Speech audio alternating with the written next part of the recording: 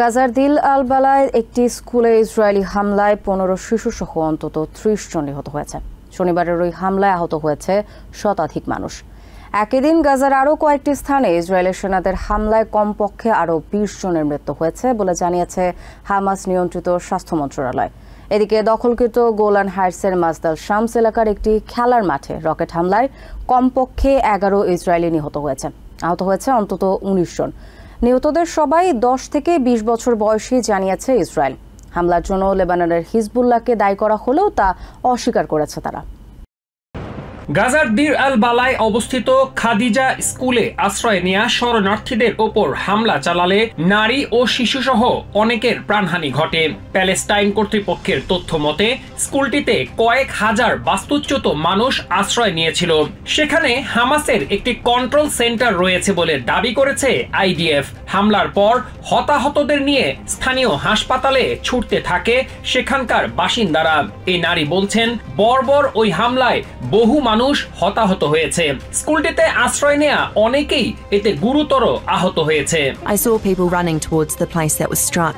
The people sheltering in Khadija's school are all wounded. ওদিকে ইসরায়েলের দখল করা গোলান হাইটসে রকেট হামলায় বেশ কয়েকজন হতাহত হয়েছে। মাজদাল শামস নামক এলাকার একটি মাঠে এই হামলা চালানো হয়। সম্প্রতি লেবাননের হিজবুল্লাহর সঙ্গে ইসরায়েলের সংঘর্ষ শুরুর পর এটি ইসরায়েল নিয়ন্ত্রিত ভূখণ্ডে সবচেয়ে প্রাণঘাতী হামলা। নিহতদের সবার বয়স 10 থেকে 20 বছরের মধ্যে বলে জানিয়েছে ইসরায়েলি কর্তৃপক্ষ। হামলার সময় মাঠে ফুটবল খেলা চলছিল। এই হামলার জন্য লেবাননের সশস্ত্র সংগঠন হিজবুল্লাহকে দায়ী করেছে ইসরায়েল। তবে তাদের এই অভিযোগ নাকচ করে দিয়েছে হিজবুল্লাহ। এই হামলার ঘটনায় ইসরায়েল হিজবুল্লাহ সর্বাত্মক যুদ্ধ শুরুর আশঙ্কা জানিয়েছেন বিশ্লেষকরা। এই হামলার জন্য হিজবুল্লাহকে কঠোর পরিণতির হুঁশিয়ারি দিয়েছেন ইসরায়েলের প্রধানমন্ত্রী বেঞ্জামিন নেতানিয়াহু। হামলার পর সরকারের উচ্চ পর্যায়ের কর্মকর্তাদের সঙ্গে জরুরি বৈঠক করেছেন তিনি। এই হামলার জন্য হিজবুল্লাহকে দায়ী করে প্রতিশোধের হুমকি দিয়েছেন ইসরায়েলের সেনাবাহিনীর মুখপাত্র ড্যানিয়েল হেগারি। তিনি বলেন, ফুটবল খেলার সময় শিশুদের লক্ষ্য করে হিজবুল্লাহ হামলা চালিয়েছে এবং বিশ্ববাসীর সামনে তারা তা অস্বীকার করছে। হিজবুল্লাহ মিথ্যাচার করছে বলে অভিযোগ করেন হেগারি। This evening, the Hezbollah terrorist organization in Lebanon fired a rocket. গাজার দক্ষিণাঞ্চলের খান ইউনিসে নতুন করে ইভাকুয়েশন অর্ডার জারি করেছে আইডিএফ। শনিবার সকালে এই নির্দেশ জারি করা হয়। ইভাকুয়েশন অর্ডার জারি করা এলাকার মধ্যে ইসরায়েলের পূর্ব ঘোষিত কিছু হিউম্যানিটেরিয়ান জোন রয়েছে। হামাস যোদ্ধারা ওইসব এলাকায় তৎপরতা চালাচ্ছে বলে দাবি আইডিএফের। গাজার খান ইউনিসে দেয়া নতুন ইভাকুয়েশন অর্ডারের বিবৃতিতে আইডিএফ হিউম্যানিটেরিয়ান জোনের সীমানা সামঞ্জস্যের দোহাই দিয়েছে।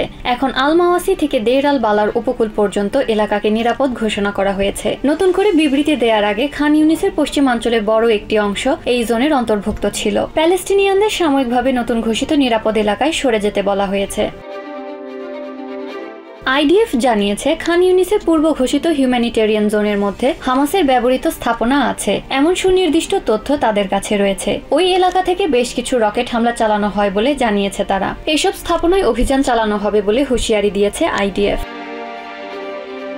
SMS, voice message, phone call ও সংবাদের মাধ্যমে ইসরায়েলি সেনারা বেসামরিক নাগরিকদের নির্দিষ্ট স্থানে সরে যাওয়ার নির্দেশ দেয়। ওইসব এলাকা বাদে বাকি জায়গা বিপজ্জনক বলে হুঁশিয়ারি দেয়া হয়। তবে খান ইউনিসের হাসপাতালগুলো খালি করার প্রয়োজন নেই বলে জানানো হয়েছে।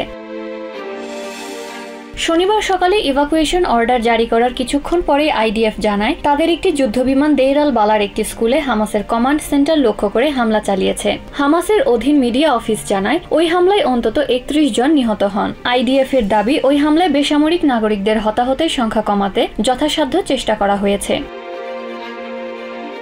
ইসরায়েলি সেনাবাহিনীর মতে, জাতিসংঘের স্কুলে যেখানে বাস্তুচ্যুত প্যালেস্টিনিয়ানদের জন্য শরণার্থী শিবির ছিল সেখানে হামাসের যোদ্ধারা লুকিয়েছিল। এখানকার কমান্ড রুমটি হামাসের যোদ্ধারা ইসরায়েল ও এর সেনাদের বিরুদ্ধে হামলার পরিকল্পনা ও পরিচালনার জন্য ব্যবহার করছিল। ওই ভবনে অস্ত্র মজুত করা হয়েছিল বলে জানায় তারা। ডানপন্থী অ্যাক্টিভিস্ট ও ইংলিশ ডিফেন্স লীগের প্রতিষ্ঠাতা টমি রবিনসনের নেতৃত্বে লন্ডনে বিশাল বিক্ষোভ সমাবেশ হয়েছে।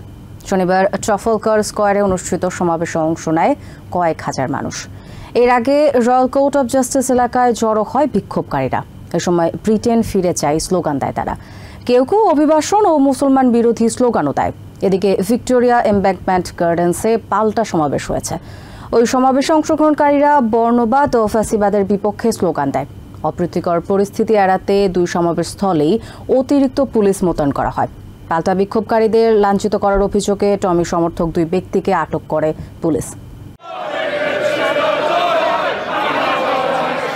কারো হাতে নিজ দেশের পতাকা, কারো হাতে ইউনিয়নের লাল সাদা রঙের পতাকা, কেউ বা ইউনিয়নের পতাকার মতোই সাজসজ্জা করে এসেছে এখানে। শনিবার সকাল থেকেই বিভিন্ন স্থান থেকে হাজারো মানুষ জড়ো হয় রয়্যাল কোর্ট অব জাস্টিস এলাকায়। দুপুর 1:45 সেখান থেকে বিশাল মিছিল নিয়ে তারা হাজির হয় ট্রাফালগার স্কোয়ারে। আর এই মিছিলের নেতৃত্বে ছিলেন দেশটির ডানপন্থী অ্যাক্টিভিস্ট এবং ইংলিশ ডিফেন্স লিগের founder Tommy Robinson.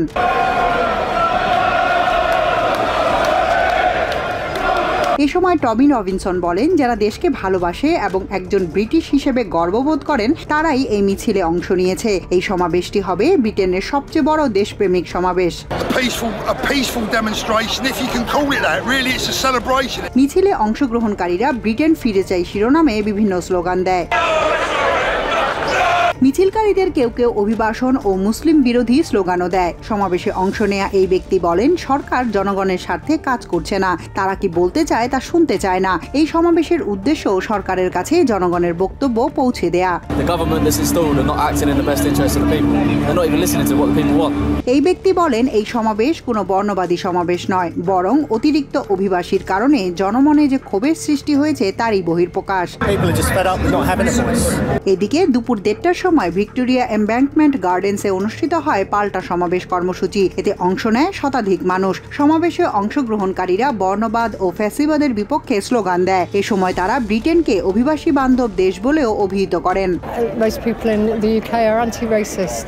We should be here every day, every time they come out to stand against them. পাল্টাপাল্টি এই সমাবেশে অপ্রীতিকর পরিস্থিতি এড়াতে পুরো এলাকা জুড়ে 1000 পুলিশ মোতায়েন করা হয়। তারপরও প্যালেস্টাইনের পতাকাবাহী এক ব্যক্তিকে টমি সমর্থকদের আক্রমণের হাত থেকে উদ্ধার করে পুলিশ। এছাড়া পাল্টা সমাবেশকারীদের লাঞ্ছিত করার অভিযোগে টমি সমর্থক দুই ব্যক্তিকে গ্রেফতার করেছে পুলিশ।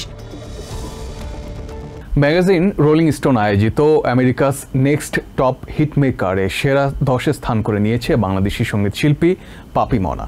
এবারই প্রথম এই আয়োজনে অংশ নিয়েছেন তিনি। সঙ্গীত শিল্পী পাপি মনার লক্ষ্য এখন শীর্ষস্থান অর্জন। টিভেন 24 নিউজ নেটওয়ার্কের সাথে আলাপে বিশ্বজুড়ে দর্শক শ্রোতার ভোট চেয়ে আবেদন জানান এই শিল্পী। তাকে সমর্থন দিতে আহ্বান জানিয়েছেন আমেরিকায় বসবাসরত বাংলাদেশি শিল্পীরাও।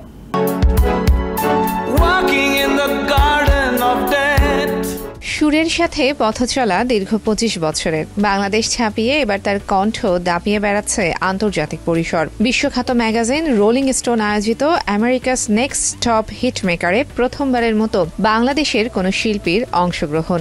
নিজের লেখা, সুর ও কণ্ঠে গাওয়া নো স্ট্যান্ডিং এনি টাইম দিয়ে যাত্রা শুরু করেন বাংলাদেশি সঙ্গীত শিল্পী পাপি মনা। জুন মাসে আমেরিকাস নেক্সট টপ হিট মেকারে পাপি মনা গান জমা দিলে তার নির্বাচিত হয়। শুরু হয় স্বপ্ন পূরণের যাত্রা। এরপর ধাপে ধাপে বিশ্বের বিভিন্ন দেশের প্রতিযোগীদের সাথে পাল্লা দিয়ে সেরা 10-এ স্থান করে নেন এই শিল্পী। এখন লক্ষ্য নিজ প্রতিভা কাজে লাগিয়ে আমেরিকার পরবর্তী হিট মেকার হওয়া। ফেসবুকের মাধ্যমে পৃথিবীর যে কোনো প্রান্ত থেকে যে কেউ প্রতিদিন একটি করে ফ্রি ভোট দিতে পারবেন। ফ্রি ভোট দেওয়ার নিয়ম হচ্ছে, আমার ফেসবুকে পাপি মনা PAPIMONA লিখে আমার ওয়ালে গেলে সেখানে ভোটের লিঙ্ক দেওয়া আছে। সেখানে ডাবল ক্লিক করলেই ভোটের অপশন চলে যাবেন। ভোটের অপশন থেকে রেড কালারের ভোট সিস্টেম আছে, সেখানে ক্লিক করলে ফ্রি ভোটে 1 ফ্রি ভোট, যেটা প্রতিদিন একটি করে ভোট দিতে পারবে যে কেউই। প্রচুর আর্টিস্ট আছেন যাদের সাথে এই ভোটের যুদ্ধে ফাইট করে, ট্যালেন্টের যুদ্ধে ফাইট করে এখনই আমি টপ 10-এ। পাপি মনাকে বিজয়ী করতে আহ্বান জানান নিউ ইয়র্কে বসবাসরত বাংলাদেশি কমিউনিটির বিশিষ্ট শিল্পীরাও। আমার ভাই পাপি মনা একটা আমেরিকান নেক্সট টপ হিটমেকারে করছে, আমরা সবাই যেন ওকে যেন ভোট দেই। ও আমাদের বন্ধু, ও আমাদের বাংলার বন্ধু, ও আমাদের দুই বাংলার বন্ধু। সবাইকে ধন্যবাদ। 1967 সালে সান ফ্রান্সিসকোতে প্রতিষ্ঠিত রোলিং স্টোন ম্যাগাজিন আমেরিকায় সঙ্গীত, রাজনীতি ও সংস্কৃতির চর্চা করে আসছে। আমেরিকাস নেক্সট টপ হিটমেকারের খোঁজে অনলাইনে ভোট চলছে। বিশ্বের যে কোনো জায়গা থেকে ফেসবুকের মাধ্যমে ভোট দেয়া যাবে। ফ্রান্সের দ্রুতগতির ট্রেন টিজিভির নেটওয়ার্কে উদ্দেশ্যপ্রণোদিতভাবে হামলা চালানো হয়েছে, যা শাস্তিযোগ্য অপরাধ। এই ঘটনায় জড়িতদের শনাক্তের চেষ্টা করছে দেশটির পুলিশ। ফ্রান্সের যোগাযোগ মন্ত্রী প্যাট্রিস ভার্গ্রাইটে এসব তথ্য জানিয়েছেন। শুক্রবার এই হামলায় ট্রেন চলাচল ব্যাহত হয়ে সাধারণ দর্শক, সাংবাদিক থেকে শুরু করে অলিম্পিক্সে অংশ নিতে যাওয়া অ্যাথলেটরাও ভোগান্তিতে পড়েন। এ কারণে অনেক অ্যাথলেটই শুক্রবারের উদ্বোধনী অনুষ্ঠানে অংশ নিতে পারেননি। প্যারিস অলিম্পিক্সের উদ্বোধনী অনুষ্ঠানের দিন ভ্রমণকারীরা ব্যাপক ভোগান্তির শিকার হয়েছেন। ফ্রান্সের রেল সেবাদানকারী প্রতিষ্ঠান SNCF জানিয়েছে, শুক্রবার ট্রেনের বিদ্যুৎ সরবরাহ লাইন লক্ষ্য করে দুর্বৃত্তরা হামলা চালিয়েছে। এর ফলে কিছু কিছু ট্রেন বিলম্বে ছেড়েছে, আবার অনেক ট্রেনের যাত্রা বাতিল করতে হয়েছে। এটি একটি অপরাধ। অলিম্পিক্সের উদ্বোধনী অনুষ্ঠান উপলক্ষে জড়ো হয়ে ফ্রান্সের বাসিন্দাদের পাশাপাশি অনেক বিদেশি পর্যটকও ভোগান্তিতে পড়েছেন। আকস্মিক এই হামলার ঘটনায় ভ্রমণকারীদের মধ্যে ক্ষোভের পাশাপাশি ছড়িয়ে পড়েছে হতাশা।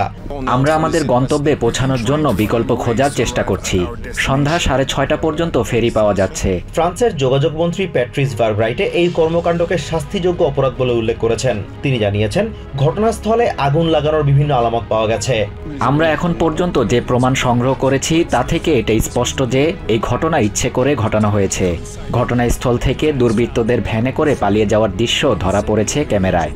প্যারিস ছাড়াও ফ্রান্সের অন্যান্য বড় শহরগুলোতেও ট্রেন চলাচল ব্যাহত হওয়ার খবর পাওয়া গেছে। অলিম্পিক্স কভার করতে যাওয়া সাংবাদিকদের অনেকেই বিপাকে পড়েছেন। কেউ কেউ টিকিটের সময় এগিয়ে আনতে আগেভাগে স্টেশনে যান। ফ্রান্সের সব শহরের সাথে প্যারিসের রেল যোগাযোগ ব্যাহত করতে অন্তত 3টি হাই স্পিড ট্রেন লাইনের সিগন্যাল বক্সে আগুন দেওয়া হয়। এর ফলে রোববার পর্যন্ত 800,000 যাত্রী ভোগান্তিতে পড়বেন বলে আশঙ্কা করা হচ্ছে। অনেক জায়গায় রেল কর্মীদের সাহসিকতায় দুর্ঘটনা এড়ানো গেছে। SNCF এর সিইও জন পিয়ের ফারান্দু জানান, এই ঘটনায় জড়িতদের আইনের আওতায় আনতে আইন শৃঙ্খলা রক্ষাকারী বাহিনীর অভিযান অব্যাহত রয়েছে।